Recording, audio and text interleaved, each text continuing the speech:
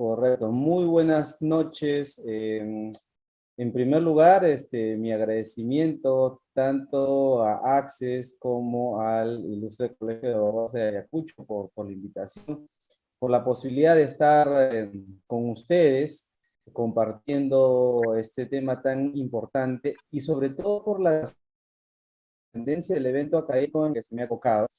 Eh, y estoy dando el inicio, por lo que veo, de este diplomado, que implica definitivamente, después de la posta que voy a tener, van a disertar especialistas sobre el tema rectal, y creo que se ha formado una plana docente muy, pero muy capacitada, de profesionales que conocen el tema, de profesionales que van a hacer llegar a ustedes todos sus conocimientos y aprovechen, ¿no? Aprovechen toda la información que le puedan brindar, no solamente en esta clase, sino en las sucesivas que se van a ir dando. Entonces, nuevamente, mi agradecimiento, y a ustedes, sobre todo, que son los interesados en poder conocer, aprender un poco más, porque como siempre digo, ¿no? La mejor arma que tiene un abogado, ¿no? Durante el ejercicio de su profesión, porque no solamente litigamos, sino somos abogados asesores, ¿no? Puede ser en alguna entidad pública o privada, requerimos siempre estar a la vanguardia con relación a la información que podamos tener. En este caso, aspectos propiamente conceptuales, jurídicos, legales y doctrinarios que nos permitan sustentar lo que vamos a conversar. Entonces, entramos ya de lleno para darle rienda suelta a lo que vamos a conversar con ustedes. Fíjense, cuando se hace referencia propiamente al tema del derecho de propiedad, y está muy vinculado a lo que vamos a empezar a conversar, no encontramos propiamente la posibilidad, o no encontramos el desarrollo pleno, ¿no? Del tema relativo a los principios, ¿no? Que pueda ser reconocido propiamente por nuestra Constitución, ¿no? No necesariamente el hecho de poder ser titular, ¿no? De un bien, ¿no? Implica la posibilidad o la simple convicción de oponer la titularidad frente al derecho que puedan tener terceros, ¿no? Y tener de repente una oportunidad de generar alguna seguridad jurídica en el tema de oponibilidad. Y esto pasa lamentablemente porque nuestro sistema, ¿no? Es un sistema por el cual no tenemos las garantías correspondientes. El Estado mismo no se ha preocupado de alguna u otra manera por establecer mayores mecanismos de protección de la propiedad, y hablo de la propiedad predial, y sobre todo porque no hay una política, ¿no? Mediante la cual se pueda generar de alguna u otra manera la situación o mecanismos por los cuales todos, ¿no? Tengamos que acudir a los registros. Muchas personas compran y venden propiedad con la simple convicción de repente de la palabra de la persona, ¿no? Como antes ocurría. Antes la palabra era determinante, antes el estrecharse las manos era propiamente determinante para poder configurar la existencia propiamente de un contrato, de una obligación, ¿no? Y la palabra, ¿no? La palabra tenía mucho valor. Sin embargo, luego pasamos al tema propiamente de la escritura y se decide realizar contratos, transferencia de bienes, de predios, a través de contratos, simple contratos, ¿no? Las personas, de alguna u otra manera, no quieren la participación de un abogado porque encarece el costo de la transacción, no quiere la participación de un notario porque encarece la transacción, no quiere la participación de los registros públicos por desconocimiento y porque consideran que también encarece la transacción. Entonces, todas estas son las cuestiones que han llevado a que tengamos un sistema de transferencia de propiedad predial muy informal, ¿no? Muchas personas compran y venden propiedad y se va a suscitar los problemas que muchas veces ya conocemos, que es propiamente el tema de la inscripción de la propiedad.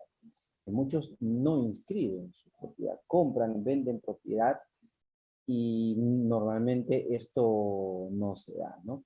Entonces, no se ha dado, el Estado no ha dado los mecanismos ahora necesarios para lograr un convencimiento en la sociedad, en la población, de repente también a través de las universidades, los colegios de abogados, ¿no?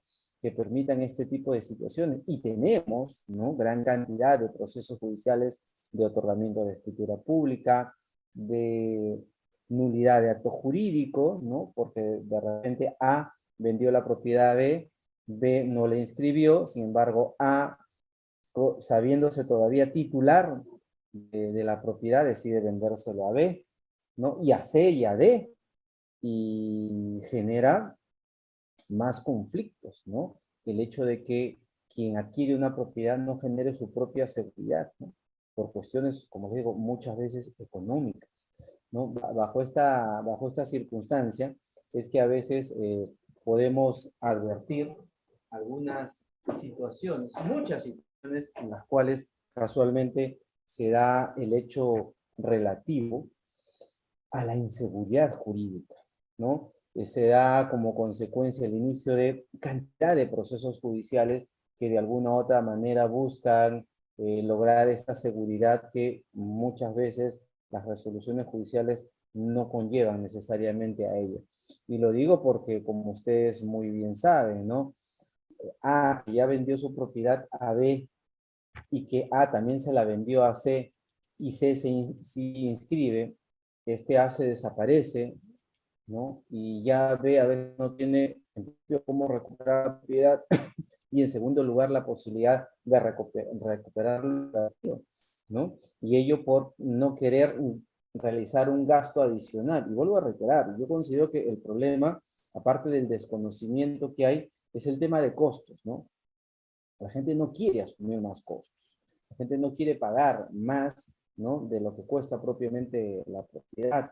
Por eso en muchos casos hasta se simulan donaciones, o se simulan precios mucho menores del costo real para reducir, ¿no? El tema del pago de los impuestos. Entonces, no hay propiamente una situación de garantía que se pueda dar a este aspecto de seguridad, ¿no? Que algunos sí definitivamente inscriben, ¿no? Su derecho de propiedad en los registros públicos y que como tal le da una garantía, ¿no? Para poder ejercer los derechos que le corresponde como titular de ese predio, ¿no? Entonces, eh, permite también, a través de los principios que vamos a hacer referencia en estos momentos, ¿no? Todos estos aspectos de protección o garantía que nos permite los registros públicos bajo estas características, ¿no? Cuando hablamos siempre de principios procesales, ¿no? Los principios vienen a ser los principios son normas de maximización propiamente de los derechos, ¿no? Pero ya cuando hacemos referencia a los principios de carácter registral, se entiende, bajo lo que dice el maestro eh, Sastre, eh, orientaciones, ¿no? Orientaciones, líneas directrices, sistema, sistemática de bases fundamentales, ¿no? El resultado de la sintetización propiamente del ordenamiento jurídico desde el punto de vista registral. Y ello porque estamos hablando de los principios que rigen, ¿no? El derecho propiamente registral. Hay quienes sostienen que, por ejemplo, los principios no deberían estar regulados, ¿no?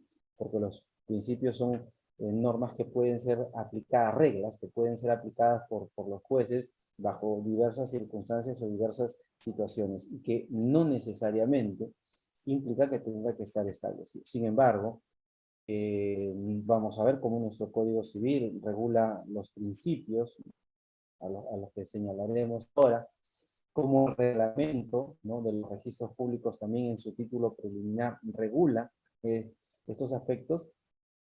y cómo hay jurisprudencia que de alguna u otra manera establece, fija, regula, materializa o pone en vigencia estos principios, ¿no? Los aplica, ¿no? Y casualmente en estos casos, en estas situaciones, podemos advertir esa aplicación, ¿no? Por parte de bajo estas circunstancias.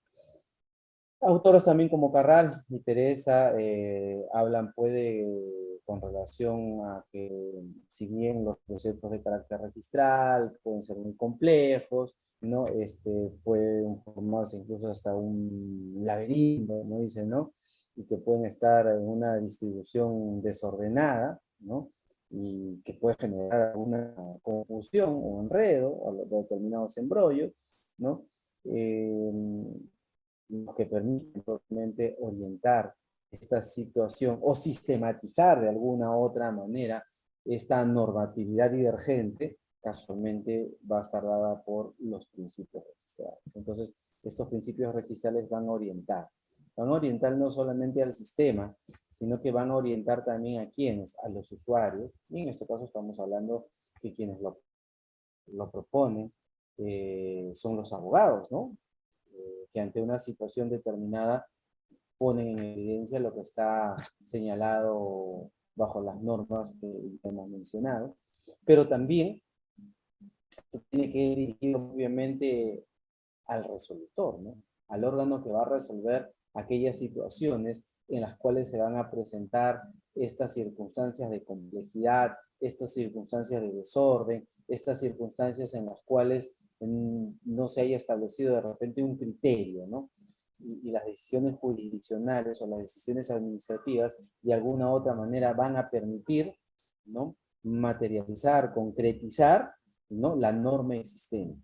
Entonces, fíjense la importancia y la trascendencia de los principios, pero no solamente como algo meramente enunciativo, sino como algo que se puede aplicar a un caso en concreto. Los principios que pueden estar referidos a situaciones en las cuales se plasma, ¿no? En un caso en concreto y permiten, vuelvo a reiterar, la viabilidad, la aplicación de estos principios en los casos en concreto. De manera propiamente de carácter general, doctrinaria, ¿no? Se hace referencia a que los principios pueden subdividirse en diversos aspectos. Entonces, hablamos, por ejemplo, de principios materiales, y ahí encontramos el principio de inscripción y el principio de especialidad. Fíjense, estamos hablando desde el punto de vista puramente dogmático, pero que es necesario conocer y saber, y vamos a después hacer un comparativo de qué principios de ese carácter dogmático, que son generales, que no necesariamente, como les decía, deberían estar regulados, pero que sí lo regula de alguna u otra manera nuestro sistema jurídico, ¿no? Lo decía, tanto en el Código Civil como en el Reglamento General de los registros públicos vamos a encontrar. Y vamos a encontrar también estos principios de alguna u otra manera, cómo se extienden a otra normatividad que está muy vinculada, por ejemplo, el derecho de sociedades, que implica mucho el tema de la inscripción de actos correspondientes a estas personas jurídicas. Otro de los principios, aparte de los principios materiales, son aquellos principios de carácter formal, ¿no? Son meramente el tema de la rogación, principio de legalidad, principio de tracto sucesivo. Estos principios están agrupados bajo esta característica. Y hay los otros llamados principios propiamente mixtos, ¿no? El principio del consentimiento. Fíjense que nuestra norma no hace propiamente referencia a ello. El principio de consentimiento tiene mucho que ver con la aceptación expresa o tácita, ¿no? De alguno de los sujetos que intervienen en el registro, ¿no? Y que se puede decir hace algo positivo o no hace nada, ¿no? Deja de hacer algo para que se pueda materializar o establecer un acto que tiene la calidad de inscribir. El tema de la publicidad, ¿no? Igual, un aspecto propiamente material, la llamada fe pública, el tema propiamente de la legitimación, y uno de carácter formal bajo las diversas circunstancias, situaciones que establece la ley, ¿no? de dar determinados alcances para que esto se considere que se puede materializar. Un principio de prioridad, ¿no? Vamos a ver, la prioridad in temporis, ¿no? La prioridad en el tiempo, cómo se puede dar bajo estas circunstancias, y que esto también tiene dos grandes aspectos. Y ya, tratando de analizar cuáles son los principios que se concatenan en nuestro sistema jurídico y los principios que de alguna u otra manera vamos a hacer referencia durante estos minutos que nos quedan de exposición, y que vuelvo a reiterar, va a estar muy vinculado también a algunos aspectos prácticos, ¿no? Porque más allá de conocer propiamente estas circunstancias, sería pertinente, es bueno, ustedes vean cómo se aplican estos principios en los casos en concreto a lo que vamos a hacer referencia en estos minutos. Entonces, el primero de ellos, muy vinculado al principio de legalidad, ¿no? El principio de rogación, el principio propiamente de especialidad, ¿no? El de titulación auténtica, el principio de publicidad, el de legitimación, de fe pública registral, el de tracto sucesivo, ¿no? El de prioridad excluyente, el principio de prioridad preferente, ¿no? Son básicamente los principios a los que vamos a hacer referencia a lo largo de estos minutos. Y empezaremos definitivamente por hablar del primero de ellos, el principio de legalidad. Todo en un sistema jurídico debe estar necesariamente regulado, necesariamente establecido, necesariamente fijado, ¿no? Por un ámbito de protección. El derecho regula las situaciones que se dan entre los sujetos que conviven en determinada sociedad, ¿no? Permite una convivencia frente a ello. Pero para que se pueda dar esa convivencia, se deben dar reglas, ¿no? Se deben dar obligaciones. Entonces, todo ciudadano, así como tiene derechos, ¿no? Tiene también determinadas obligaciones que debe cumplir, que debe realizar.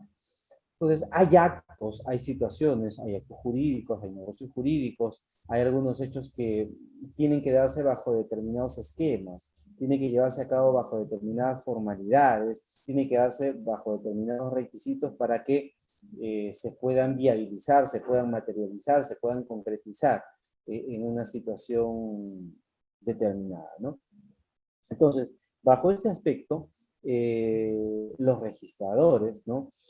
Al momento de tener conocimiento de un acto que pudiera ser inscribible, y digo pudiera porque de ellos va a determinar que se pueda inscribir o no, ¿no? Porque ellos van a verificar o van a calificar, en primer lugar, la legalidad de aquellos instrumentos, ¿no? Por los cuales se ha planteado o se ha recurrido ante este sujeto en busca de la inscripción, ¿no? Voy a verificar entonces el primer elemento propiamente de carácter objetivo, voy a analizar estos documentos que se tienen. En segundo lugar, el registrador tiene que ver el aspecto de carácter subjetivo, es decir, la capacidad que tienen los otorgantes para haber expedido dichos documentos, ¿no? Y definitivamente el tema de la validez del acto, ¿no? Si verdaderamente cumple con el aspecto propiamente que establece la ley, ¿no? Por ejemplo, sería válido la inscripción de un contrato de donación, ¿no? En el cual no haya sido elevado a escritura pública. Se cumpliría básicamente con esa circunstancia, o de repente, si quien está haciendo la donación es un menor de edad, ¿no? Podría realizarse, podría plasmarse propiamente o podría materializarse este acto dentro del esquema de los registros. Entonces, la labor del registrador, en este caso y en todos los casos que vamos a ver, ¿no? Es muy importante y trascendental, porque su calificación, ¿no? A partir del aspecto objetivo, subjetivo y de la validez del acto, no, va a permitir poder establecer si éste puede llegar a concretarse dentro de los asientos de los registros públicos. Y evidentemente vamos a ver algunos otros principios que se van concatenando con este, ¿no? Porque no solamente es el tema de que este documento tenga cierta legalidad, no solamente que los otorgantes tengan determinada capacidad y que sea válido el acto, sino que verdaderamente verificar y constatar, ¿no? Eh, si los antecedentes que hay en los registros públicos permite la inscripción de ese acto. Entonces, esto va a estar concatenado, como les digo, con otros principios que iremos desarrollando. Entonces, vamos de alguna u otra manera también a ver o analizar nuestro código civil, ¿no? Para poder plasmar, para poder advertir si este principio propiamente también se encuentra establecido o regulado bajo esta norma, ¿no? El registrador como tal, como les decía, tiene propiamente esta función de hacer un examen previo, ¿no? Y esto se llama un acto propiamente de calificación, ¿no? La calificación de los documentos que son puestos bajo su poder, bajo su alcance, bajo su competencia, ¿no? Y que tiene y debe ser muy, muy, muy minucioso en cuanto al análisis, ¿no? Para que no se puedan inscribir algunos actos que no corresponden propiamente bajo las circunstancias que se dan. Porque evidentemente, como les digo, todos estos actos tienen un tracto de carácter sucesivo, tienen que aparecer exactamente los sujetos que corresponden en el caso en concreto estar presente, ¿no? Entonces, el registrador tiene que verificar esos antecedentes, ¿no? Para que se dé las determinadas circunstancias. Entonces, este principio de legalidad muy vinculado no solamente al hecho de que la ley establece determinadas situaciones, sino a que al registrador, ¿no? Se le da la potestad, el poder, ¿no? De analizar, de revisar y de poder verificar, constatar y comprobar que verdaderamente estos actos pueden, deben, ¿no? Estar propiamente registrados y evidentemente al alcance de los demás ciudadanos, ¿no? Esta calificación, como les decía, tiene que ver mucho con determinadas formalidades que se dan de los actos, ¿no? Todo acto, ¿no? Requiere cumplir determinados requisitos, requiere cumplir de determinadas situaciones para que evidentemente esto sea válido, ¿no? Y fíjense, como les decía, por ejemplo, en el caso del Reglamento General de los Registros Públicos, materializa o concretiza este principio cuando señala, ¿no? Los registradores realizan o llevan a cabo la calificación de la legalidad del título respecto de cuál se solicita una inscripción. Claro, yo propongo la inscripción de determinado acto jurídico y ellos van a verificar. Pero, cuál es el ámbito o el aspecto que le corresponde a este registrador, ¿no? Y qué se entiende, qué debe comprenderse propiamente por la calificación, ¿no? Este reglamento también señala que esta calificación debe comprender, en primer lugar, la verificación del cumplimiento de las formalidades, ¿no? Cada título debe tener o cumple con determinados requisitos, determinadas formas que establece la norma correspondiente, ¿no? Debe tomar en cuenta también la capacidad de los otorgantes, es decir, si estos están en potestad, en poder, en facultad de poder llevar a cabo o realizar dichos actos, ¿no? Y ver el tema de si los actos que realizan son válidos, ¿no? En función de que cumplen, vuelvo a reiterar, con aquellos requisitos que tiene, ¿no? O que debe tener todo acto jurídico, ¿no? Ahora, también señala este artículo 5 del título preliminar que además esta calificación también debe entender la verificación de cualquier situación de obstáculo que pudiera establecerse en las partidas registrales, ¿no? Ergo, o sea, se entiende propiamente que estamos hablando de algunas situaciones tacha o algo en las cuales se pueda generar alguna situación.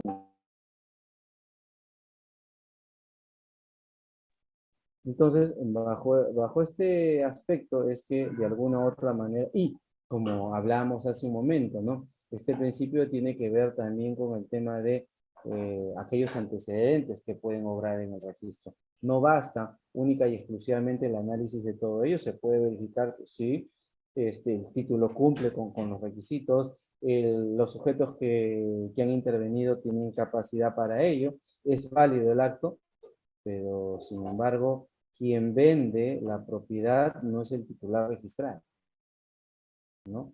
Entonces, bajo esas características, o el bien no se encuentra registrado, ¿no? En esa partida, ¿no? O no hay partida respecto de ese bien. Entonces, es muy importante que este registrador pueda llevar a cabo el análisis de todos esos aspectos a los que estamos haciendo referencia, ¿no?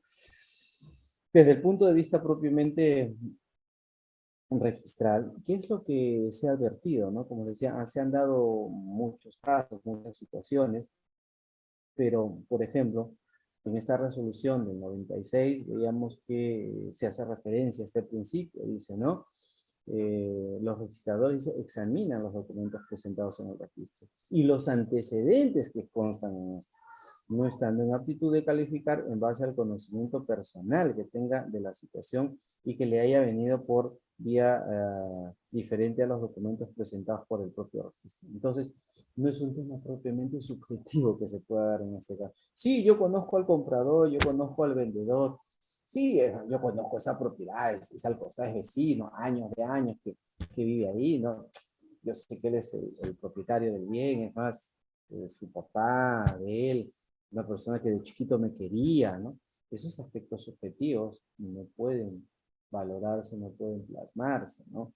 Por eso fíjense cómo en esta ejecutoria, ¿no? Se hace referencia casualmente a ello, ¿no? O sea, tiene que aparecer propiamente en los registros los antecedentes para poder a partir de ahí, ¿no? Realizar, ¿no? O materializar la inscripción que se está solicitando. No es un aspecto, como les digo, que es desde el punto de vista subjetivo, ¿no? Que implica solamente la valoración que puede realizar o el conocimiento personal, ¿no? De este registrador. Entonces, este es otro elemento muy importante que se debe tomar en cuenta en ese caso en concreto. Otro de los principios está vinculado al principio de rogación, ¿no?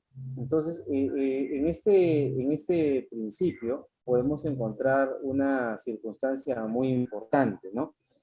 Siempre se va a realizar a instancia de parte y no de oficio. O sea, no, vamos a ver, eh, como regla propiamente, no se da la inscripción de oficio. No, no es una regla, pero sí vamos a encontrar algunas situaciones en las cuales se advierte esta circunstancia, ¿no? Y fíjense, casualmente este aspecto de que sea potestativo el tema de la inscripción, la cancelación de determinados derechos reales de posesión, gravames y limitaciones, es lo que, vuelvo a reiterar, de alguna u otra manera genera todo este aspecto a los que hemos venido haciendo referencia, ¿no? Fíjense, y fíjense, de verdad, es lo que conlleva de alguna u otra manera, ¿no? Advertir estos efectos o estas circunstancias que generan la judicialización, ¿no? Y que generan esta cantidad de conflictos a los que hacíamos referencia al inicio, ¿no? Hay otros sistemas en que necesariamente es obligatoria el tema de la inscripción, ¿no? Evidentemente, esto permite dotar de mayor garantía a los sujetos intervinientes y a la sociedad en común, ¿no? Porque ya yo yendo a los registros, puedo verificar, puedo establecer quién es el propietario y tengo la garantía de que estoy comprando casualmente a quien tiene esa titularidad. Pero cuando quien compra, quien adquiere la propiedad, no verifica esta circunstancia o ellos mismos, como les digo, por diversas situaciones, ¿no? A las que mencionamos, deciden no inscribir su compra-venta, ¿no? Y se generan, vuelvo a reiterar, todas estas circunstancias de carácter judicial que ya de los procesos de nulidad de actos jurídicos, ¿no? Que son muy recurrentes en los despachos y que, vuelvo a reiterar, lamentablemente son los que generan una carga procesal y dada la lentitud de los procesos judiciales, la justicia llega muy lenta, no llega a paso propiamente de tortuga, ¿no? Entonces, es un conglomerado de situaciones que se deberían dar para que propiamente el tema de la inscripción no sea, considero yo, potestativo, sino debería ser un tema de carácter obligatorio para, de alguna u otra manera, disminuir o evitar de que se puedan dar situaciones de conflicto porque un sujeto transfirió a más de dos personas, ¿no? Determinado bien del cual él era propietario desde el punto de vista propiamente registral, ¿no? Entonces, como les decía, ¿no? Este principio, ¿no? Se da propiamente por el tema que es el sujeto, la parte, la que tiene que solicitar o acudir ante los registros para lograr la inscripción de ellos, ¿no? Entonces, el procedimiento por lo general es el hecho de que, como decía, se recurra, se solicite o se haga una solicitud, ¿no? Ante la mesa de partes, ¿no? Para que se inicie el procedimiento registral. Y a partir de ahí, vamos a ver más adelante también, se advierte, se pone en manifiesto el principio de prelación, ¿no? Porque desde qué momento se toma en cuenta el tema de inscripción propiamente a registrar, ahora vamos a hacer referencia entre unos minutos a este principio de prelación, ¿no? Entonces, este registrador está de alguna u otra manera obligado, está compelido a realizar todos los actos que señala el reglamento para llevar a cabo su función. Pero fíjense, y es algo que también yo mucho lo vinculo con el tema de la judicatura, ¿no? Siempre a mis alumnos les digo, ¿no? Es necesario que ustedes, por ejemplo, sepan hacer un auto, un decreto, una sentencia, y a veces me dicen, no, doctor, porque yo no quiero ser juez, no pretendo ser secretario de juzgado, entonces, ¿para qué me va a enseñar usted a realizar ello, ¿no? Igual podría decirse acá, mira, te voy a enseñar cuál es la normatividad, cuál es el reglamento propiamente de lo que establece en la función que debe realizar el registrador.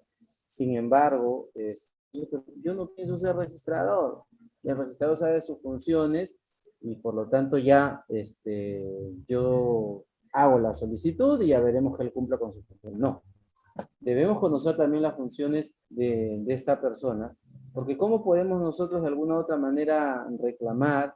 ¿Cómo podemos incidir sobre un acto que está realizando, está llevando a cabo de una manera equivocada, errónea, y que no se pueda verificar verdaderamente que cumple con las obligaciones que tiene como tal, ¿no? Entonces, es muy importante también conocer las funciones del registrador para poder exigir el cumplimiento de lo que establece la norma, en este caso en concreto, ¿no?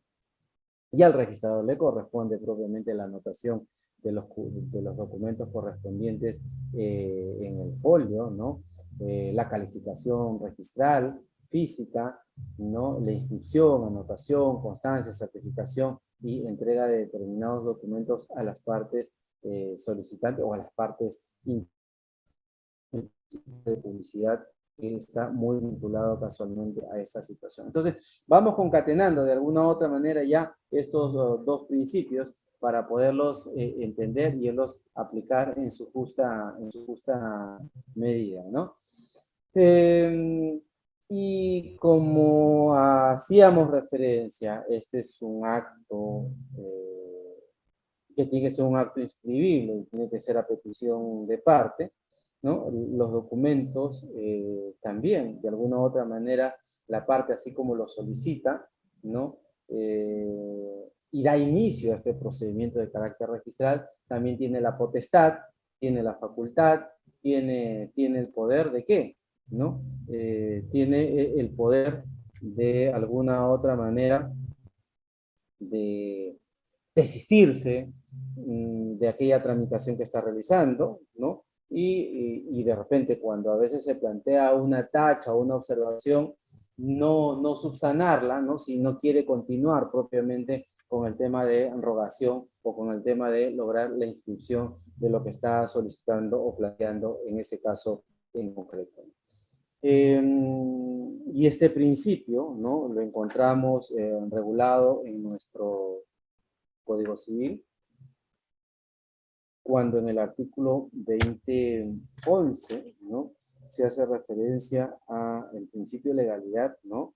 Y derogación. Dice, los registradores califican la legalidad de los documentos en cuya virtud se solicita la inscripción, la capacidad de los otorgantes, la validez del acto, ¿no? Por lo que resulta de ellos, de sus antecedentes, de los asientos de los registros públicos. Lo dispuesto en el párrafo anterior no se aplica bajo responsabilidad del registrador cuando se trate de partes que contenga una resolución judicial que ordene la inscripción.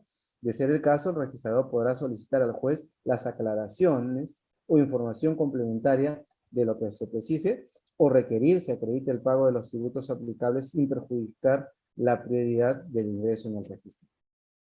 Y fíjense, tiene muchos elementos muy importantes esta norma, y sobre todo este segundo párrafo, si se puede decir así, tiene una connotación más de carácter procesal, ¿no? Y casualmente, casi siempre, de alguna u otra manera, lo vivimos, muchos cuando, en muchos casos, supuestamente, también se da el hecho de que el registrador se arrogaba, ¿no? Un poder mayor propiamente al poder que tenía el juez y decidía no inscribir determinados actos porque él consideraba que no debería inscribirse, ¿no? Sin embargo, esta norma lo que establece es que sí puede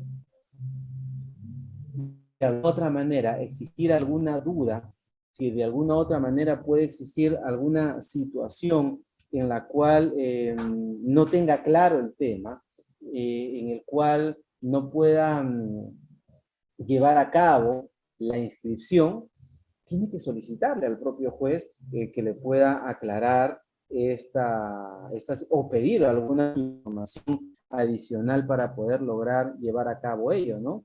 Anotaciones de demanda, ¿no? Sobre todo, embargos en forma de inscripción, ¿no? Por ejemplo, ya algunos temas propiamente de otorgamiento de escritura pública, nulidad de un asiento registral, ¿no? En los cuales el registrador dice, no inscribo, ¿no? Y devuelve, muchas veces ocurría ello, ¿no? Pero esta norma es muy clara, ¿no?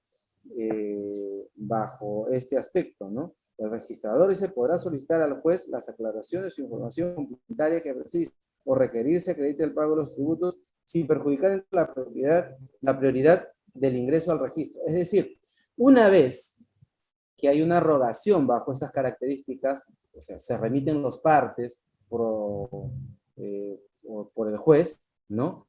Se remite el parte por el juez, vamos a encontrar, vamos a establecer, vamos a verificar que se garantiza de alguna u otra manera el tema relativo a al momento en el cual se hizo ello. Más allá de que pueda haber una duda, más allá de que exista por parte del registrador una situación que considera él que no debe inscribirse o algo por el estilo, no se puede perjudicar el tema de la inscripción, porque puede ser que ya él se planteó una medida cautelar en un proceso, es profesor, ¿no? Profesionalmente, este registrador no lo hace, y después ingresa otro documento mediante el cual se lleva a cabo ya la transferencia de esa propiedad, o sea, va a generar definitivamente un perjuicio bajo esas características. Me dicen que no me están escuchando. A ver, denme un segundito, voy a utilizar un micro, a ver, para poder, a ver si de repente no me escuchan. Me parece un poco raro esto, a ver.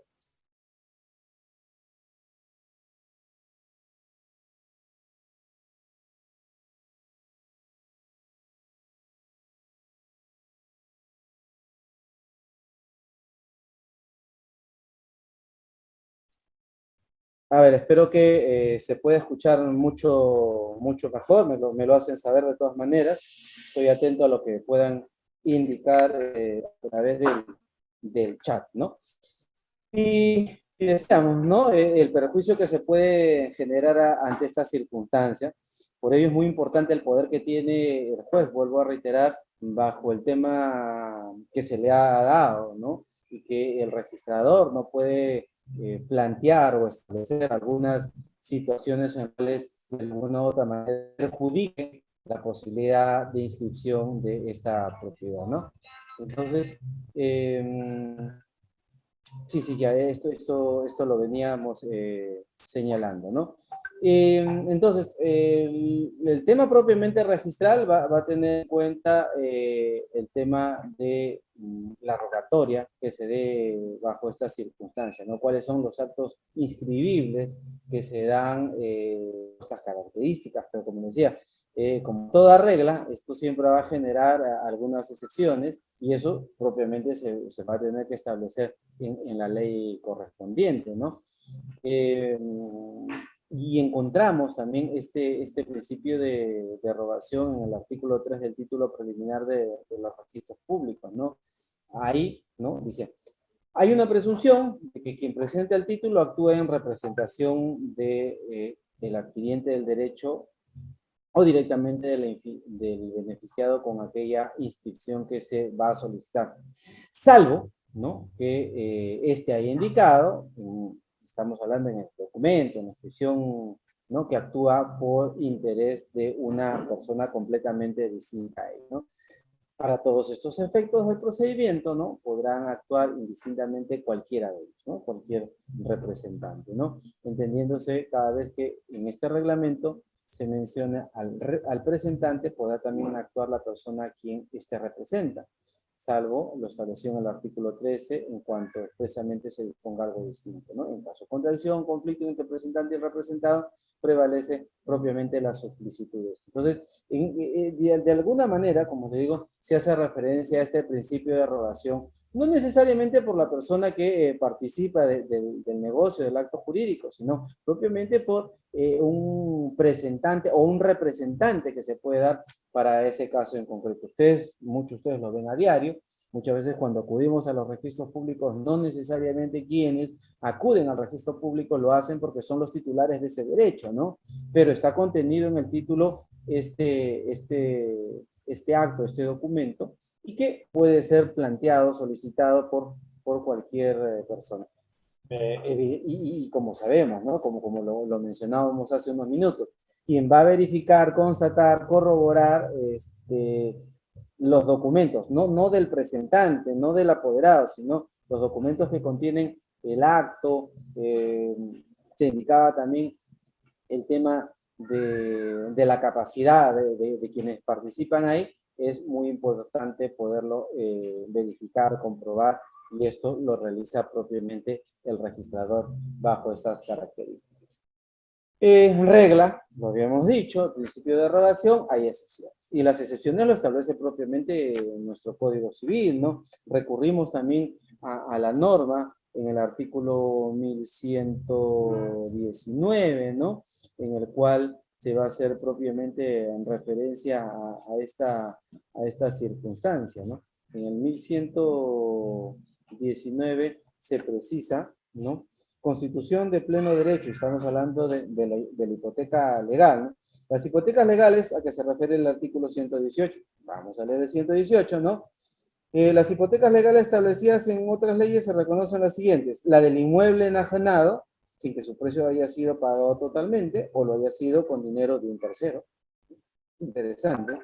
La del inmueble para cuya fabricación o reparación se haya proporcionado trabajo o materiales por el contratista y por el monto que el comitente se haya obligado a pagarle. La de los inmuebles adquiridos en una partición con la obligación de hacer amortización de dinero u otros a los copropietarios, ¿no? Entonces, en estas tres circunstancias, las hipotecas legales a las que habíamos hecho referencia, se constituyen de pleno derecho y se inscriben de oficio. Se inscriben propiamente de oficio bajo responsabilidad del registrador y de manera simultánea con los contratos de los cuales han dado origen al mismo, ¿no? En otros casos, el derecho del acreedor surge de la inscripción de las hipotecas legales en el registro, y las personas en cuyo favor se reconocen dichas hipotecas pueden exigir el otorgamiento de aquellos instrumentos que sean necesarios para lograr o llevar a cabo propiamente la inscripción del mismo. Entonces, en las hipotecas legales encontramos propiamente este tema, que es muy trascendental, teniendo en cuenta, como les decía, el principio de rogación, ¿no? Toda regla siempre vamos a encontrar o siempre se va a establecer propiamente una excepción bajo esta característica. Y la otra, ¿no? Está dada por la llamada prenda legal. En este caso de la prenda legal, lo encontramos también en el artículo 1065 de nuestro Código Civil, en ese 65 que hasta hace ya ha sido derogado propiamente dentro de nuestro código de 1984, ¿no? Lo encontramos establecido, ¿no? En esta ley de garantía inmobiliaria, ¿no? A la cual nos vamos a referir en este caso, en esta situación en concreto. ¿Encontramos resoluciones sobre ese caso? Sí, encontramos también una del año 97, donde se dice la rogatoria de la inscripción implica a todos aquellos actos inscribibles, ¿no? Contenidos en un título, y no solo aquel o aquellos que estén consignados en un formulario de solicitud de inscripción. Fíjense, la rogatoria de la inscripción implica todos aquellos actos inscribibles, es decir, el registrador tiene que verificar, tiene que constatar, tiene que comprobar propiamente esta situación de que se deba inscribir, ¿no?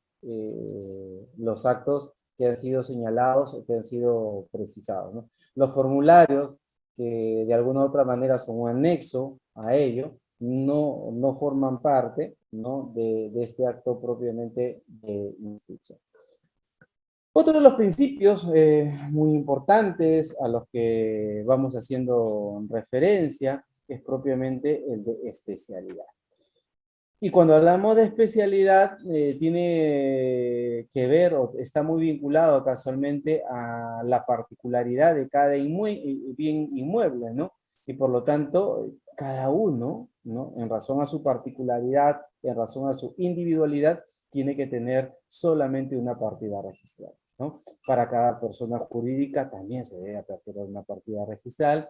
Para cada registro que integre una persona natural, también se debe aperturar una partida registral de carácter individual, y evidentemente los asientos, ¿no? relacionados con ella deben ir redactados en dicha partida, ¿no? Entonces, esto permite establecer un orden, ¿no? Y permite verificar una cronología, permite establecer con lo que venimos hablando, ¿no? Una secuencia en cuanto a los actos que se puedan dar con relación a esa persona natural, a esa persona jurídica, a ese inmueble, propiamente con relación a esa partida, ¿no? Entonces, los registros van a tener una única, ¿no? partida, vuelvo a reiterar, de un bien, de una persona jurídica, de una persona natural, cuando tenga actos que tengan la naturaleza de actos propiamente inscribibles, ¿no? Bajo esas características, ¿no? Entonces, vamos a ver que en este caso el reglamento de los registros públicos también hace referencia a ello, ¿no? Y acá sí, igual quiero ser más allá de la explicación que vamos a realizar, ¿no? Dice, por cada bien o persona jurídica se abrirá una partida registral e independiente. O sea, no puede haber dos, no puede tres. Lamentablemente a veces se dan temas de superposiciones o duplicidad de partidas, sí existen, ¿no? Entonces, ¿qué se va a hacer ante estos casos? Eso ya se va a desarrollar en este diplomado, pero sí, o sea, lamentablemente se da aquellas situaciones en las cuales vamos a encontrar duplicidad de partidas, superposición de partidas, ¿no? Que se genere de alguna u otra manera una situación bajo esas características, ¿no? O sea, en principio, como regla, cada bien o persona jurídica se abre una partida, ¿no? Entonces, ella, ¿no? Según el reglamento, se va a extender de la primera inscripción y a partir de ahí todos los actos, ¿no? Posteriores que se puedan dar como consecuencia de los actos que se realicen con relación al mismo, ¿no? En el caso de las personas, en el registro de personas naturales, también se abre una sola partida, ¿no? Cada persona natural, y ahí también van a encontrarse, van a advertirse, van a verificarse los diversos actos que son inscribibles dada la naturaleza de esa situación, ¿no? Solamente en algunas situaciones muy excepcionales pueden fijarse o establecerse que determinen la apertura de una partida registrada. Y acá, por ejemplo, vemos mucha incidencia en el caso de muchos procesos judiciales, ¿no? En algunos supuestos se advierten casos en los cuales el bien no tiene una partida, y supuestos en los que el juez, mediante una resolución, ordena o dispone la creación o la apertura de una partida para este bien o bienes, ¿no? Que de alguna u otra manera lo que se busca es poder garantizarlos, ¿no? Permite, como vamos a ver más adelante, que se ponga de manifiesto el principio de publicidad, ¿no? Para poder lograr este efecto que se quiere con relación a ello, ¿no? Este principio de especialidad o determinación, como les decía, ¿no? Más allá del tema vinculado a los tipos de personas natural, personas jurídicas, al tema del bien propiamente inmueble, ¿no? Vamos a encontrar sistemas como del folio real y del folio personal, que es la referencia o el símil de lo que estamos haciendo referencia hace unos minutos.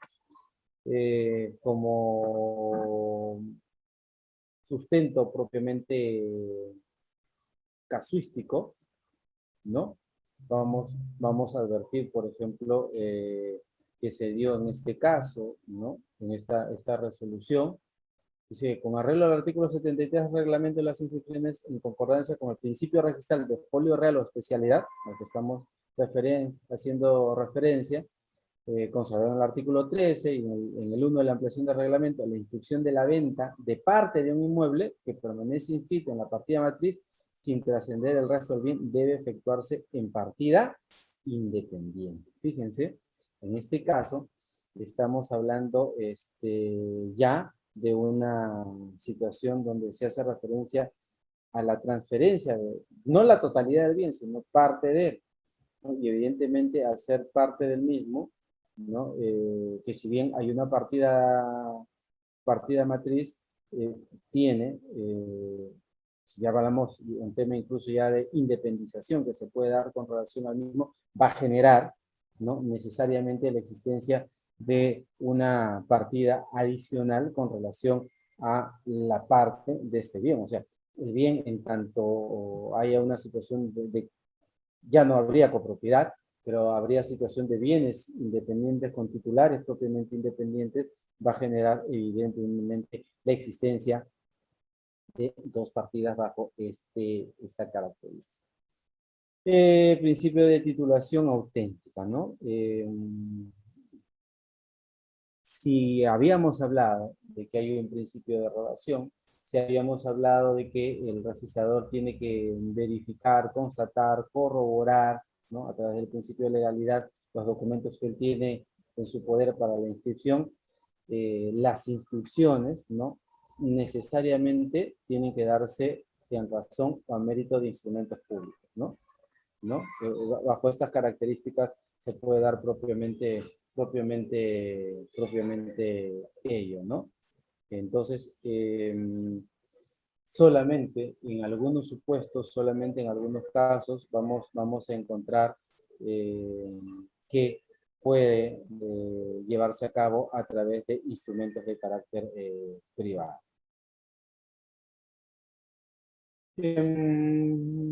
Como lo señalaba, ¿no? No solamente es el tema propiamente lo que establece la doctrina, vamos a ver qué es lo que establece nuestro reglamento en el título preliminar, ¿no? En el artículo 3 dice, los asientos registrales se extienden a instancia de los otorgantes del acto del derecho o de tercero interesado en virtud de un título, ¿no? La importancia es la existencia de un título, ¿no? Y que este título necesariamente tiene que constar en un documento público y hacemos de consideración que se hace referencia a instrumento público cuando interviene propiamente un funcionario público o se le da la naturaleza de instrumento público al mismo, ¿no? Regla, sí, con la posibilidad de alguna excepción, se podrían dar algunas situaciones en las cuales haya una disposición propiamente encontrada, ¿no? Entonces, necesaria, obligatoriamente, vamos a encontrar que la inscripción se da en fundamento a ello. El Código Civil también regula o establece propiamente este principio, ¿no?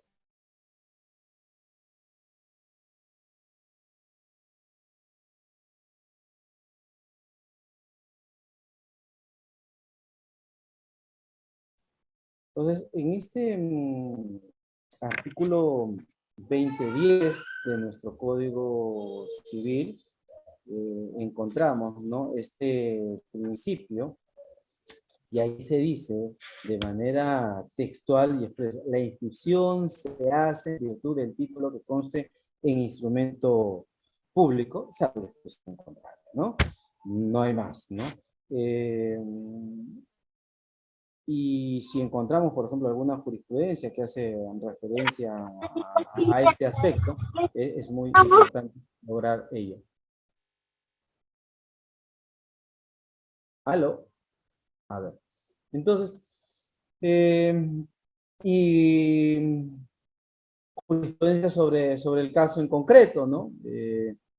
Conforme dice lo dispone el artículo 2010 al que hicimos referencia, la inscripción se efectúa en virtud de título que constituye instrumento público, salvo disposición contraria en la ley. O sea, se plasma nuevamente lo que regula nuestra normatividad propiamente civil. Otro de los principios, y para seguir concatenándolos, porque fíjense que existe una relación en todos ellos, es el llamado principio de publicidad. Este principio de publicidad está muy plasmado al origen propiamente de los registros públicos, ¿no? El tema de establecer los registros era casualmente establecer en cuanto a la transferencia de propiedad, ¿no? Seguridad, ¿no? Seguridad jurídica, sobre todo frente a terceros, a cualquier sujeto, ¿no? Y que no necesariamente la posesión genere un derecho, ¿no? Salvo el tema de la usucapio, ¿no?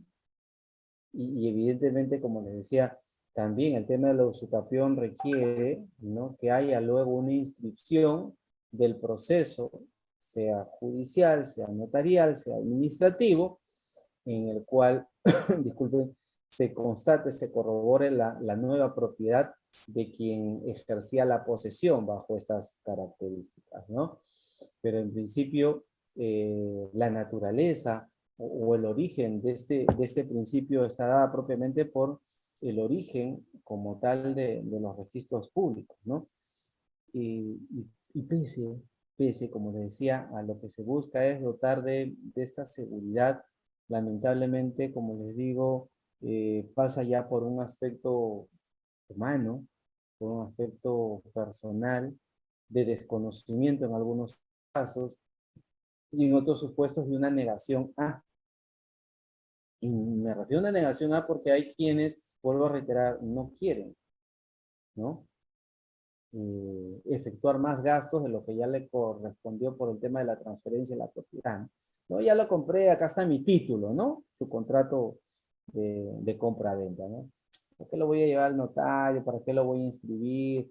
Mucha plata, no tengo tiempo, no se puede ya. Además, si yo estoy viviendo acá, ¿quién me va a sacar, no? Es la lógica muchas veces que plantean muchas personas por desconocimiento, ¿no? Y vuelvo a reiterar, eh, y en muchos casos se da también por la ausencia del abogado ¿no? Que todos estos elementos encarecen la propiedad, ¿no? Entonces, eh, mi vecino dice, oye, vecinito, veo que quieres vender tu propiedad, te la compro. Ya, cuesta tanto, listo. Ya pues vamos a buscar un abogado, ¿no? Y cuando, no, pues un abogado nos va a cobrar por hacer la minuta, o por hacer el documento, ¿no? No hablemos de términos, por hacer el contrato nos va a cobrar. ¿Qué te parece si mejor buscamos en internet un modelo, lo cambiamos, lo imprimimos y ya, pues total, te doy, me pagas y ya te quedas con el bien porque yo ya me retiro, ¿no? Ya tú ocupas el bien. Entonces, al no optar porque un abogado participe en la minuta propiamente o en el contrato de compra-venta, ya estamos yéndonos, vuelvo a reiterar, porque no hay quien pueda asesorarlos de tal manera que pueda recomendar y decirles, señores, más allá de haber llevado este tema, que este abogado pueda analizar si verdaderamente quien está vendiendo tiene derechos para vender, ¿no? O si la propiedad de este bien está debidamente inscrita, ¿no? Evidentemente para lograr la seguridad respecto de su cliente. Y aún más, habiéndose verificado esa circunstancia, él dice, bueno, ¿sabes qué? Vamos a ir al notario, ¿no? Para poder legalizar las firmas, para que este documento se eleve a escritura pública en los registros públicos. Entonces, a veces la gente se quiere saltar todo evitar todo ese procedimiento por el costo que eso genera, ¿no? Sí, claro. En segundo lugar, el notario, y en tercer lugar, los gastos que implica el tema de la inscripción registral. Pero ese ahorro no implica nada cuando quien me vendió la propiedad verifica en los registros que todavía aparece como propietario y se lo vende a terceras personas, ¿no? Y de repente yo estoy viviendo en mi casa tranquilo y me llega una notificación por ¿no? Por ocupante precario, porque me dicen, o sea, estás ocupando mi propiedad. Yo compré esa propiedad y yo soy el propietario y acá está mi derecho plenamente inscrito. Y eso es lo que lamentablemente mucho se daba, ¿no? Y hasta hace poco ya hemos encontrado alguna jurisprudencia y que esta se va dando en mayor medida en el punto que hace referencia a nuestro máximo órgano resolutorio, el civil, la Corte Suprema, ha dicho, oye, si tú vas a comprar una propiedad, ¿no? Por lo menos verifica que ese bien esté desocupado. No compre solamente en función de publicidad registral, sino también tiene que haber una publicidad de carácter real, ¿no? Tienes que tomar las diligencias del caso para verificar que esta persona que te lo vende es el propietario y que esta persona que te lo vende está ocupando el bien para que pueda haber una transferencia inmediata. Entonces, fíjense, un evento que no se tenía en consideración se ha trasladado propiamente ya a casos en concreto bajo estos alcances. Entonces, no basta solamente el tema de la publicidad, sino de la publicidad desde el punto de vista que tiene que verificarse la inscripción del bien, sino también que tiene que ser diligente este comprador de tal manera que debe constatar, debe corroborar qué cosa que el bien se encuentra en situación de disponibilidad, ¿no? Y que pueda ser entregado de manera directa por quien le está transfiriendo la propiedad, ¿no? Si bien hay una presunción, ¿no? Que establece nuestro Código Civil, dice, se presume, sin admitirse prueba en contrario, que toda persona tiene conocimiento del contenido de la inscripción, ¿no? Esa es una presunción, ¿no? Que nos obliga, ¿no? De todas maneras a que debemos verificar, debemos constatar, debemos corroborar, debemos estar atentos y debemos recurrir, en este caso, a los registros correspondientes para poder verificar. O sea, yo no puedo comprar una propiedad sin saber que él es el propietario. Después decir, no, yo no sabía que él no era el propietario. Yo no, no, se entiende. Y bajo esta presunción, usted conocía el contenido. Y si no lo conocías, debiste haberlo conocido. Entonces debiste tener la diligencia correspondiente de verificar. Fíjense, entonces ahora al comprador se le exige dos aspectos, ¿no? Por un lado, no solamente constata y corrobora que él es propietario del bien conforme lo establecen los registros, sino constata y corrobora que en los hechos, ¿no? Vas a obtener la transferencia física de la propiedad, ¿no? Verifica que él esté ocupando, ¿no? O que el bien puede estar en condiciones de que tú lo puedas ocupar cuando lo adquieras, ¿no? Y no presentarte, porque lamentablemente se ha dado muchas situaciones fuera de derecho, se podría decir, ¿no? Cuando se fingen determinados procesos judiciales para desalojar a terceras, algunas personas, ¿no? Como le digo, adquirió la propiedad, no la inscribió en los registros públicos, el propietario originario, además de vendérselo a él, se lo vendió a otra persona y esta otra persona lo compra por lo que aparece en los registros y después va a desalojar a ese sujeto que fue el primer comprador, que tiene un derecho de propiedad, ¿no? Hace poco, y de verdad que me dio mucha pena, ¿no? El hecho de que una persona bastante humilde, ¿no? Después de muchos años de proceso judicial, lograra obtener una resolución de prescripción adquisitiva de daño. Entonces, tiene la sentencia, ¿no? Han pasado 20 años desde que obtuvo la sentencia que lo declara a él propietario por prescripción adquisitiva. Sin embargo, nos vimos con la sorpresa de que el señor estaba siendo desalojado.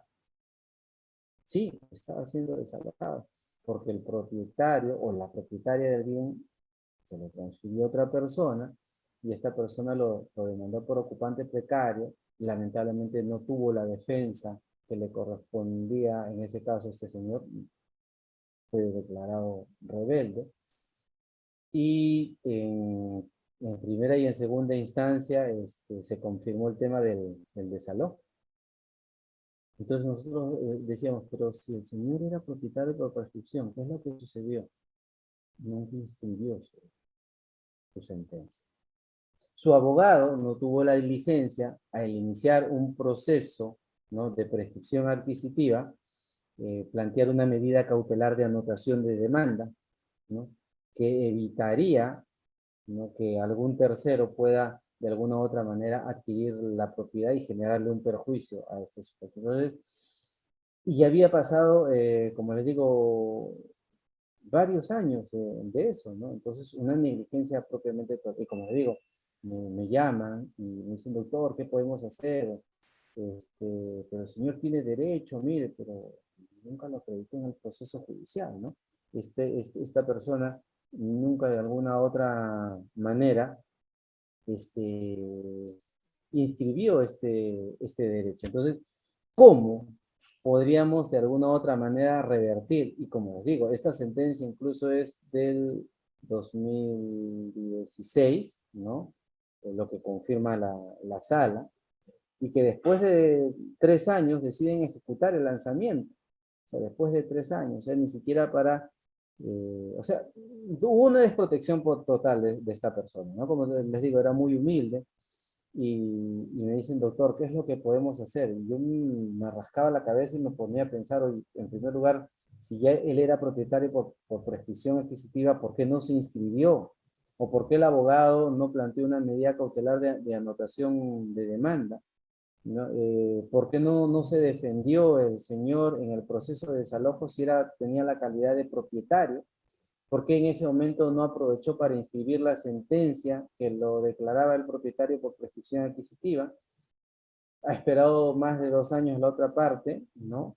Para ganado el proceso judicial, ahora ejecutar, o sea, ni siquiera para poder plantear una nulidad de cosas juzgadas fraudulentas, o sea, nada, nada, ¿no? Es poco o nada lo que se puede hacer en ese caso en concreto, y sí, o sea, da mucha pena, pero hace ver también cómo tenemos, lamentablemente, malos abogados, y el señor decía, sí, a mí me pidieron plata para eso, para lo otro, que era para el juez, que era para el secretario, y yo me confié porque estuve acá, es más, cuando lo demandaron por desalojo, él aseguraba que había estado siendo defendido y aseguraba de que puso en conocimiento de los jueces esta prescripción adquisitiva, cosa que nunca se dio, nunca hubo en ese proceso judicial. Entonces, eh, fíjense qué tan importante es el tema de la inscripción en los registros públicos, ¿no?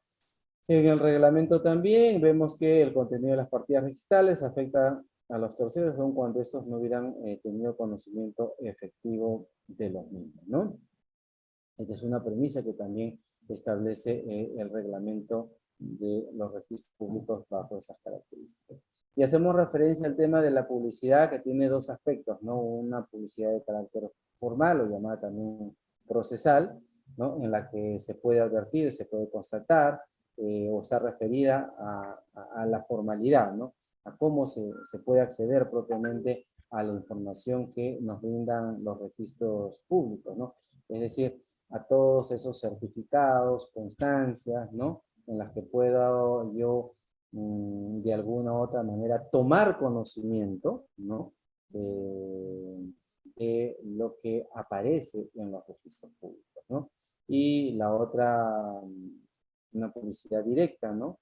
A que está propiamente, no en las copias certificadas, sino que yo voy directamente a verificar, a constatar en la copia literal o propiamente en los documentos que obran en los mismos registros públicos, ¿no?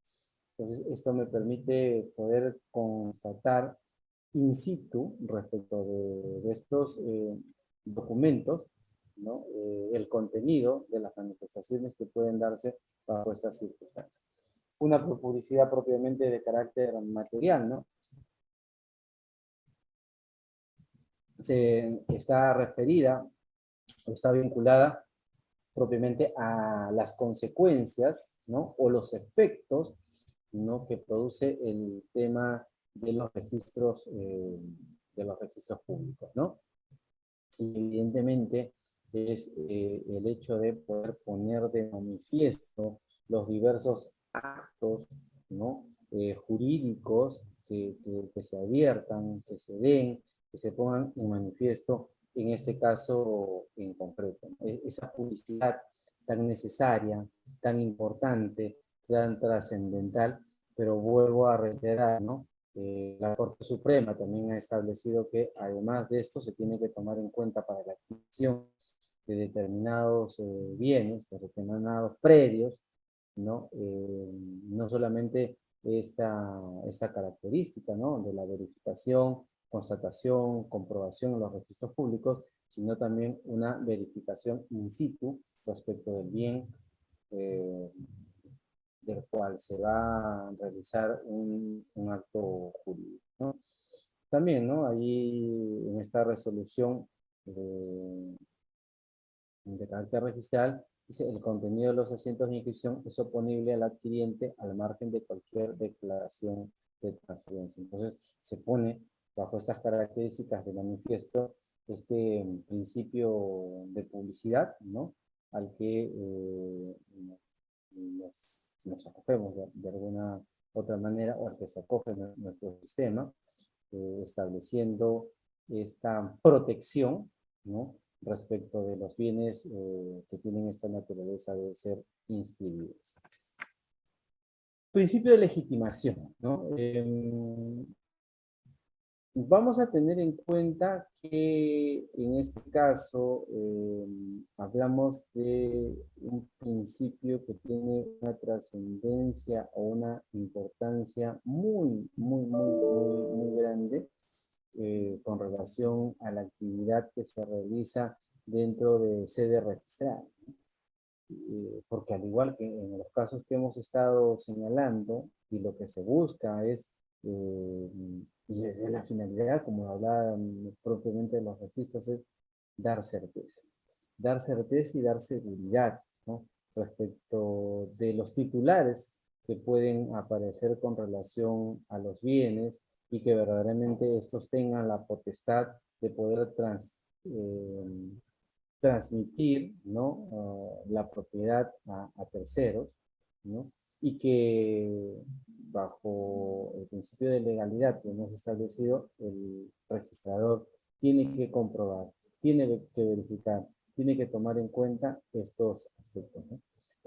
La legitimación desde el punto de vista de la doctrina propiamente registral, hace referencia ese reconocimiento no solamente hecho por la norma de la posibilidad, la facultad o el poder, ¿no? De poder llevar a cabo determinado acto jurídico y evidentemente que éste pueda tener la eficacia que corresponde como tal, ¿no?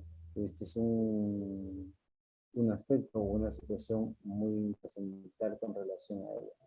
Y esta legitimación, desde el punto de vista de la doctrina, ¿no? Lo vamos a encontrar en dos aspectos muy importantes, fíjense. Cuando hablamos de una ordinaria, ¿no? Se advierte que existe una coincidencia propiamente entre el derecho protegido y la realidad jurídica. Es decir, yo, Alexander Rioja, soy propietario de este bien, ubicado en calle Olaya, 170. Aparece en los registros. Tocó la puerta, ¿no? No soy un encuestador. Tocó la puerta. No voy a preguntar qué radio escucha. Tocó la puerta y preguntó, ¿quién es el propietario? Soy yo. ¿Usted es el señor Alexander Rioja Armul?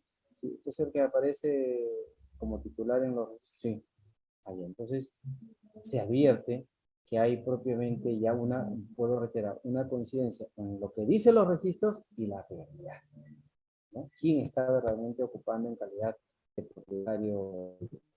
Y la legitimación de carácter extraordinaria se da cuando determinado acto, ¿no? Se lleva a cabo, se ejecuta, se materializa por una persona que no tiene la titularidad del mismo, ¿no? Y de alguna u otra manera está realizando actos que lindan propiamente, ¿no?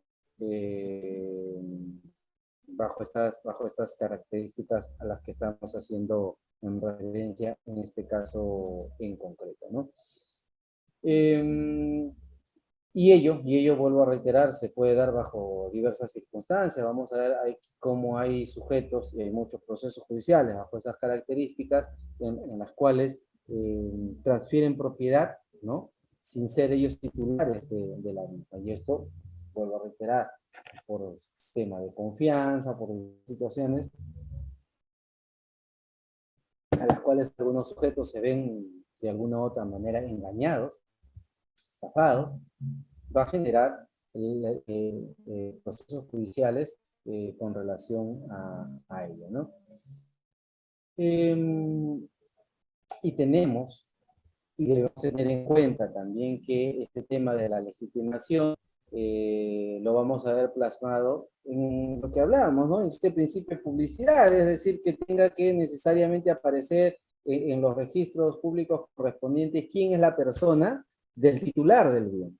Entonces está inscrito, está registrado, ¿no? Bajo el principio de rogación, porque él solicitó o alguien solicitó la inscripción, aparece el nombre, en este caso Alex Rioja Bermúdez, aparece ahí como propietario, por lo tanto él es el legitimado, ¿no? Conforme aparece en ese asiento, por ser el titular propiamente del bien, ¿no? Y no puede aparecer otro sujeto diciendo yo soy el titular, sí, o sea, acredítanlo, lo demuestran, porque en los registros públicos aparece Alexander Rioja, ¿de dónde tú me vas a indicar que tienes la titularidad de ese bien y cómo pretendes vender una propiedad de la cual no eres el titular del mismo. Entonces, este es otro aspecto que se toma en cuenta y esto es lo que protege propiamente la legitimación, ¿no? Y recuerden ustedes, por eso, fíjense, hay mucha, es que es como una cadena, ¿no? Una cadena, hablar de cada uno de esos principios registrales porque todos tienen una relación, una vinculatoriedad, como lo decíamos hace un momento, ¿no? El registrador tiene que calificar, ¿no? Para calificar, bajo el principio de legalidad, ¿no? Tiene que verificar qué cosa. Que, en primer lugar, la naturaleza del acto jurídico, ¿no? Y en segundo, el elemento propiamente objetivo, el título del cual emana ese acto que va a ser inscribible, y el otro el aspecto subjetivo, los sujetos que intervienen en el proceso, ¿no? En el procedimiento propiamente a registrar. Entonces, estos sujetos que intervienen, ¿no? Son los que estarían legitimados, ¿no? Para poder participar en el mismo. Y estamos hablando propiamente del sujeto activo, ¿no? En este caso del vendedor. O sea, quien está vendiendo es el titular, está legitimado para realizar ese acto, tiene poder para realizar ese acto, es el apoderado que tiene esa facultad de poder llevar a cabo ese acto de transferencia de compraventa. Entonces, y ello lo voy a verificar, lo voy a constatar en el registro correspondiente, registro de personas naturales o registro de personas jurídicas, dada la naturaleza del acto que se va a realizar o que se va a llevar a cabo, ¿no?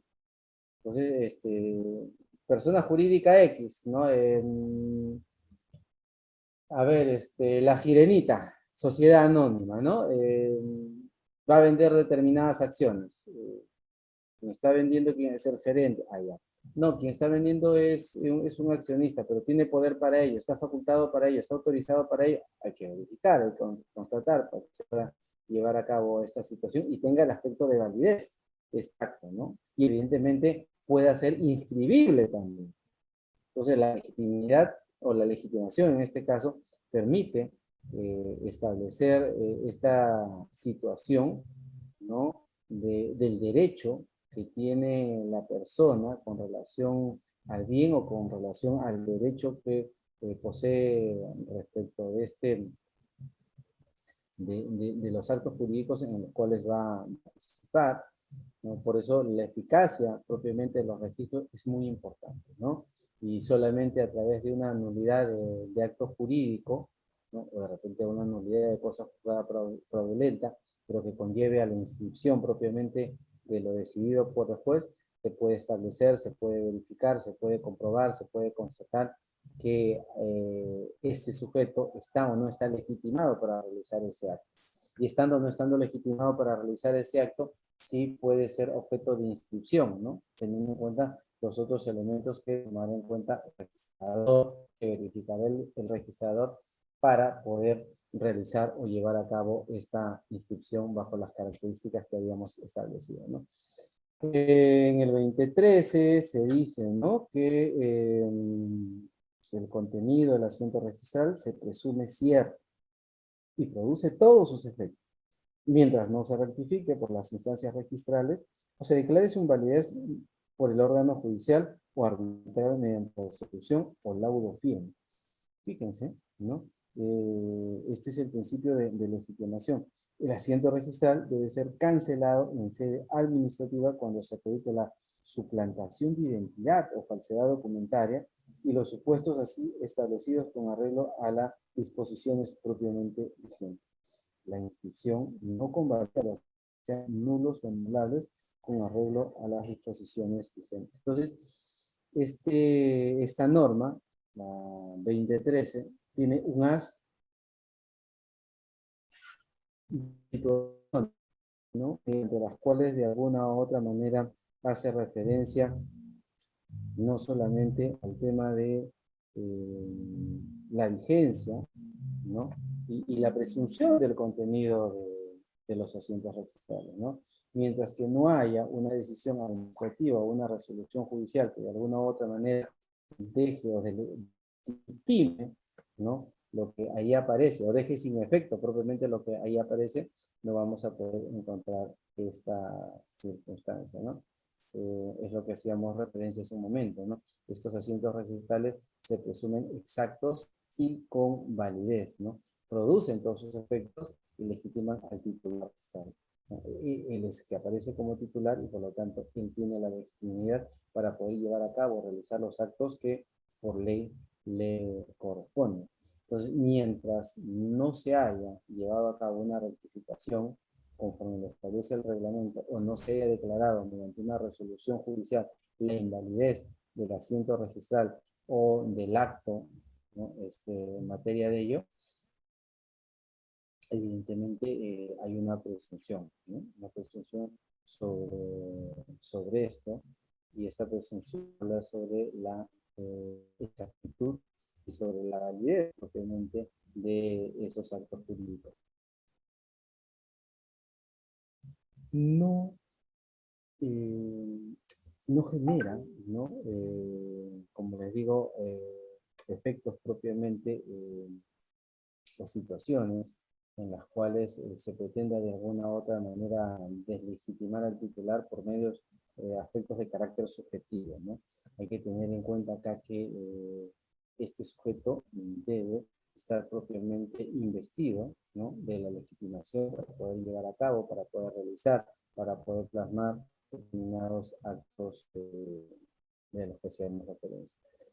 Ahora, puede darse en la situación de que se den algunos errores materiales o errores de conceptos en el momento de la ejecución. Errar es humano, ¿no? Y muchas veces hemos visto situaciones bajo estas características. Yo hace poco también a un familiar de un amigo, fíjense, eh, falleció su hijo. O sea, vamos a hablar de la abuela, ¿ya? La abuela, fallece el hijo de la abuela, y evidentemente este hijo, uno de estos hijos, este hijo que fallece no tenía descendencia, no estaba casado, y el bien que se había comprado, o sea, entraba a la masa hereditaria de esta señora, ¿no?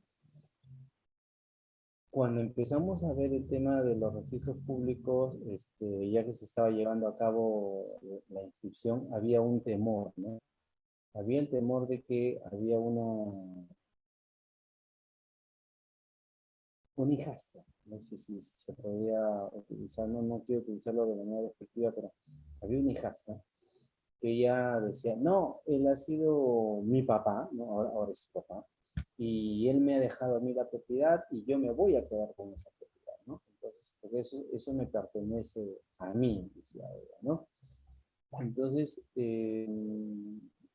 con todas esas circunstancias, con todo eso como base, como digo, llega la señora a hacer una declaración notarial como única heredera, ¿no? A ser la mamá, heredera ascendiente.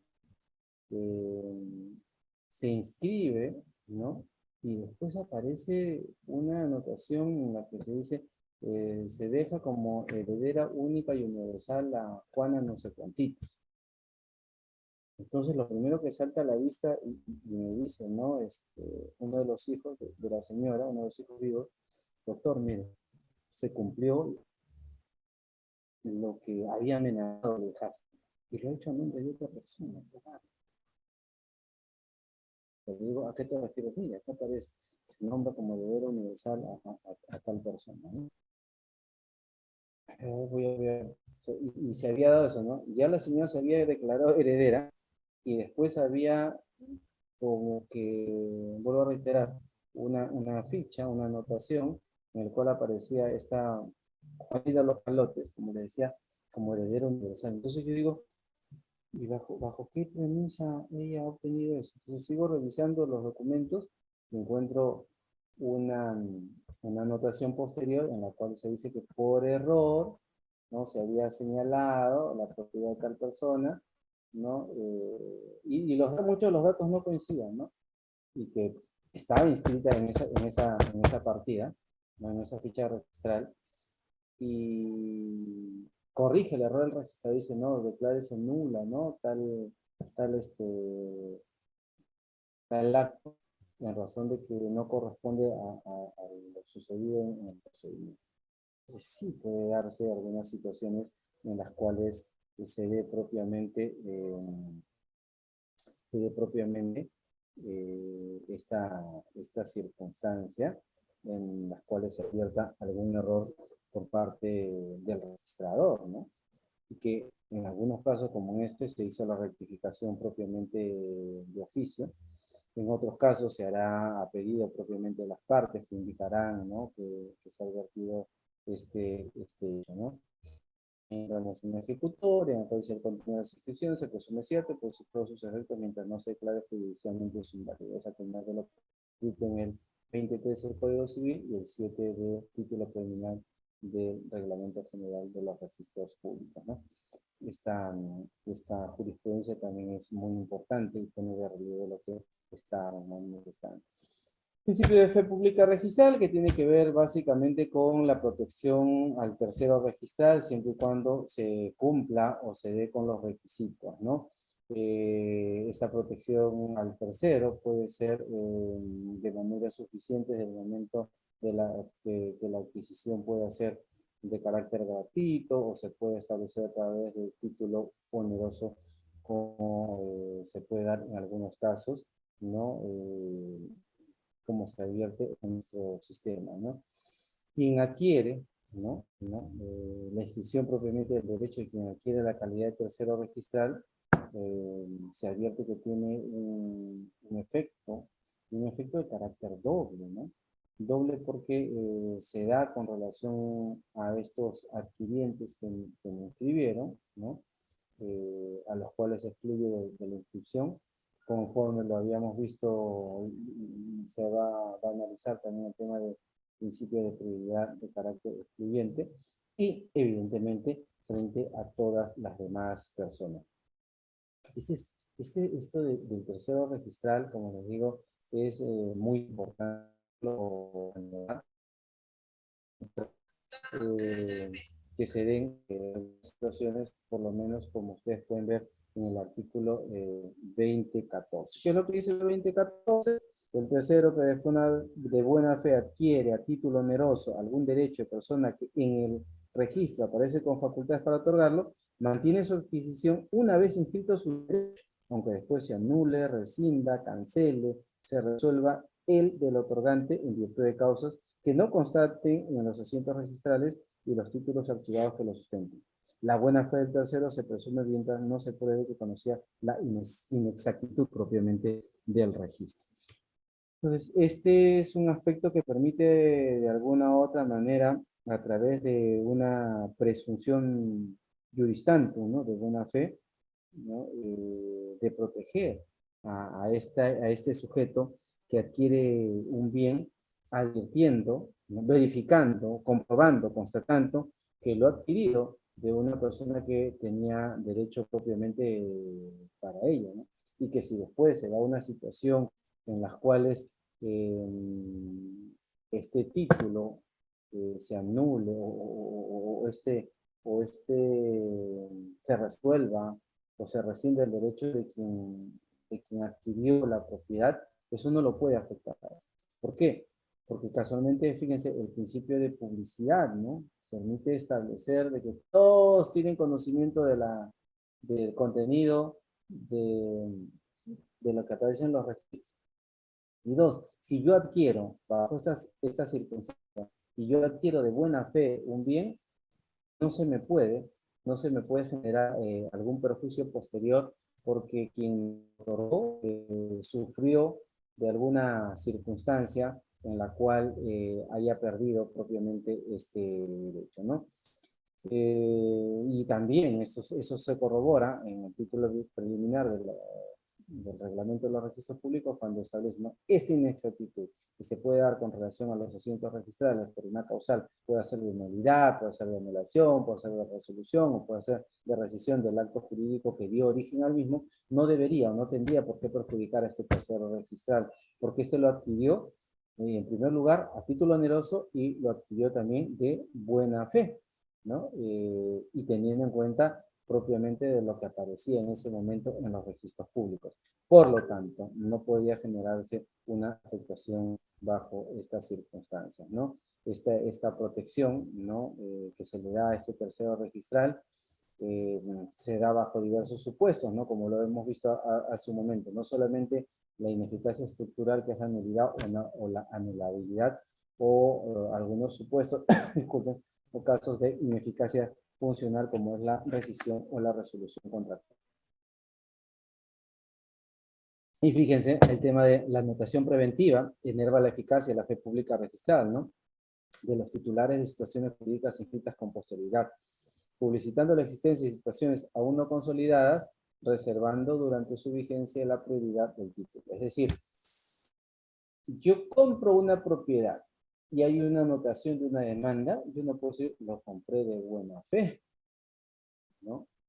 Porque ya el hecho de que haya una anotación de carácter preventiva corta, ¿no? O de alguna otra manera ya elimina el tema de la buena fe registrada. La buena fe es cuando tú compras lo que hay teniendo en cuenta en la publicidad de los registros, pero si ahí se ha publicitado una anotación de demanda, ¿no? O una medida cautelar, ya no hay buena fe propiamente. Estás sabiendo o ya conoces propiamente bajo qué características estás admitiendo. Y ya para ir concluyendo el tema del principio del tracto sucesivo, ¿no? Evidentemente cuando se compra, se adquiere o se lleva a cabo las inscripciones, tiene que haber un antecedente, ¿no? Antecedente, antecedente, antecedente previo, que tiene que haber una concatenación. No puede ser que A vende a B, B nuevo propietario vende a C, C ese nuevo propietario vende a D, ¿no? Y que después supuestamente debería estar E y aparece H, Y o Z, ¿no? ¿Y qué pasó? O sea, en todo ese tiempo, ¿por qué aparece ahora como propietario X habiéndolo comprado de Y cuando no hay ningún contrato entre D, que es el último propietario, y Y? Entonces, tiene que darse propiamente esa secuencia, ¿no? De actos con relación a una misma persona, con relación propiamente a los bienes, ¿no?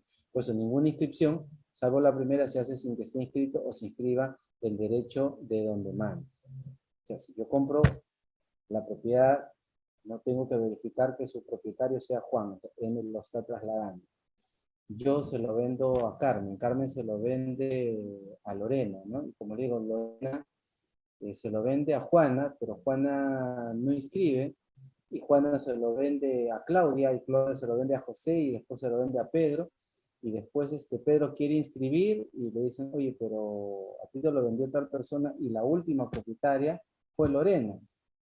Entonces, no se puede pretender la inscripción bajo estas características si no se demuestra casualmente esos actos concatenados, esos actos antecedentes, ¿no?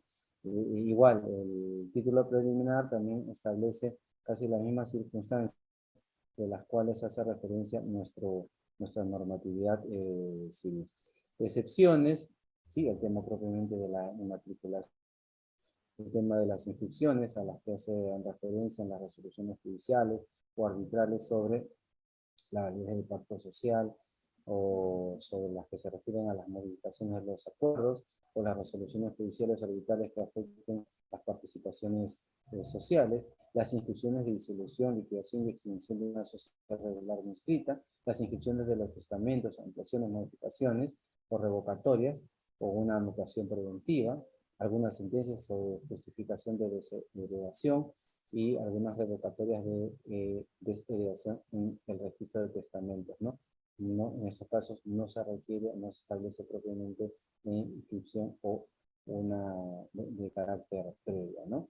La inscripción de la compraventa cuando el inmueble se encuentra registrado a favor de terceras personas, ¿no? O sea, cómo puede ser esta circunstancia si no se da este aspecto tan importante? Entonces, hasta acá hemos tratado de desarrollar todos los principios registrales.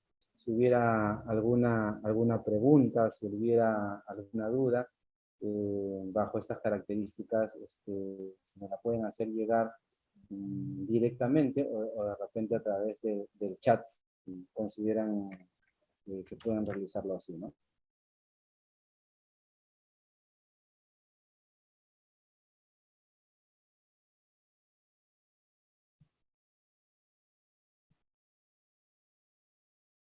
No hay ninguna pregunta por parte del auditorio, como les decía. Y siempre escuché eso a muchos profesores, ¿no? Oye, cuando no hay pregunta, pueden suceder dos cosas. O no entendieron nada o lo entendieron todo. Yo espero propiamente que pueda ser lo segundo. A través de los organizadores les voy a enviar o les voy a poner en conocimiento las diapositivas. No se preocupen por ello, los organizadores están atentos a todo eso. Así que muchísimas gracias por haberme permitido disertar sobre este tema, y como les digo, de acá en adelante van a seguir ustedes viendo especialistas en el tema. Que como yo vamos a tratar de dar los elementos necesarios que ustedes requieren para la práctica, para el ejercicio de la labor bajo los temas de carácter registral y de propiedad. Muchísimas gracias, muy buenas noches, ya estamos en comunicación.